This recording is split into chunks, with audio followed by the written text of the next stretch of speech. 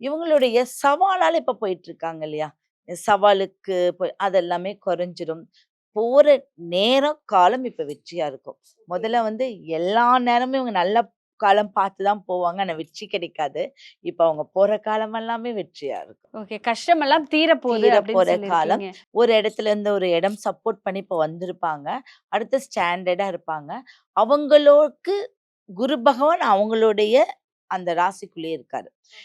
எந்த இடத்துல குரு பகவான் தன்னுடைய ராசியில இருந்தா செட் ஆகாதுன்னு சொல்லுவாங்க. குரு அவருடைய ராசியில இருந்தா அந்த இடம் ரொம்ப பலமா இருக்காதாம். பார்வை தான் பலம். ஆனா கடகத்துக்கு மட்டும் ரொம்ப பலம். அது ஏன் ஏன் அப்டின்னா அப்படி? குரு சந்திர யோகம். அடுத்தது வந்து அது அவருடைய உச்சம் பெற்ற ஒரு இடம். ஓகே. அப்ப அந்த இடத்துல நீர் ராசி ரொம்ப பவ்யமா இருப்பாங்க. குருக்கு பலம் அதிகம், சந்திரனுக்கு பவ்யம் அதிகம். அது 2ம் சேரும்போது நாசூக்கா போகறதுக்கு கத்துக்குவாங்க.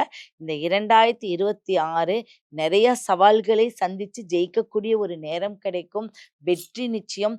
பேர், பதவி, புகழ் உங்களுக்கு இருந்தா பணம் சம்பாதிக்கக்கூடிய யோகம் இல்லாம இருந்தது. அந்த யோகம் இப்ப வரும்.